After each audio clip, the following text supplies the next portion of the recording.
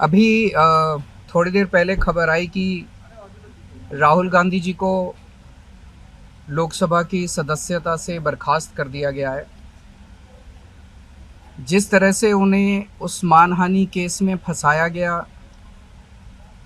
Maximum सज़ा दी गई और 24 घंटे के अंदर उनकी लोकसभा की सदस्यता बर्खास्त कर दी गई,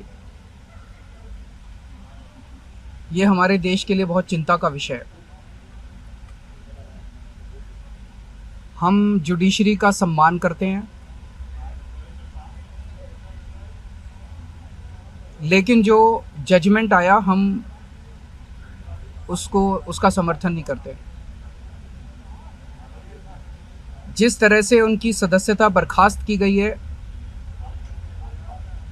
वो एक कायराना हरकत है, वो एक डरी हुई सरकार की निशानी है।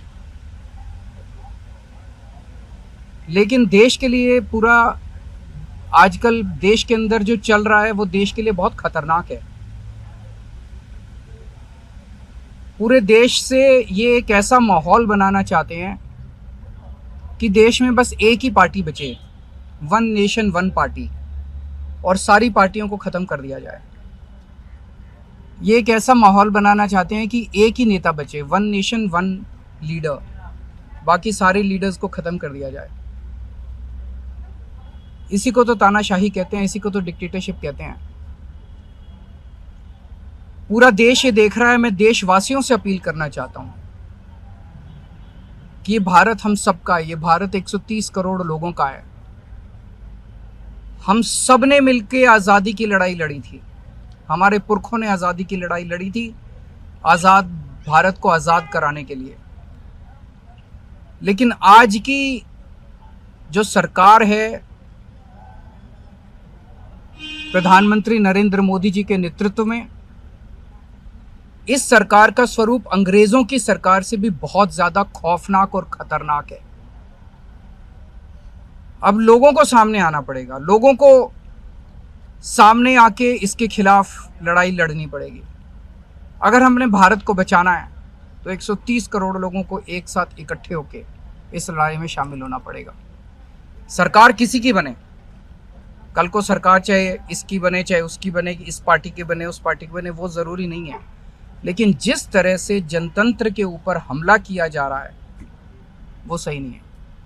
अगर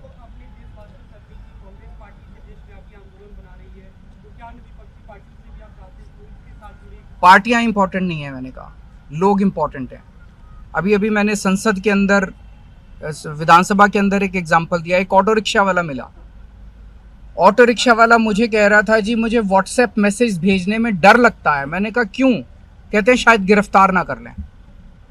इस देश के अगर एक ऑटो रिक्शा वाले को व्हाट्सएप मैसेज भेजने में डर लगता है तो आपने 130 करोड़ लोगों को डरा के रखा हुआ है।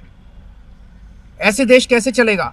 डर डर के लोग कैसे जिएंगे? और क्यों डर डर के जिए? हम, हमारा देश है, हम आज़ाद भारत के आज़ाद नागरिक हैं, हम क्यों डर डर के जिए? पूरे देश को व्यापारी डरा हुआ है, किसान डरा हुआ है, मजदूर डरा हुआ है, नेता डरे हुए हैं, सब लोगों को डरा के रखा है। जुडिशरी डरी हुई है, जज डरे हुए हैं, मीडिया वाले डरे हुए हैं, सबको धमकाते हैं ये लोग, सबको ईडी और सीबीआई और इनकम टैक्स की धमकी देते हैं लोग। सर, इससे पहले हमने देखा कि आप लोगों के कांग्रेस के साथ रिश्ते काफी खराब रहे, लेकिन आज 14 वो इम्पोर्टेंट नहीं है। हमारे आपस के रिश्ते इंपॉर्टेंट नहीं है। इस टाइम देश को बचाना इंपॉर्टेंट है। मीडिया के ऊपर प्रहार हो और मैं अगर कहूं कि मेरी इस चैनल से बनती नहीं है, वो इंपॉर्टेंट नहीं है। किसी से बनती है या किसी से नहीं बनती, इससे व्यक्तिगत अच्छे रिश्ते हैं कि व्यक्तिगत बुरे रिश्ते हैं, वो इंपॉर्टेंट नहीं है। 130 करोड़ लोगों को, सब लोगों को साथ आना पड़ेगा।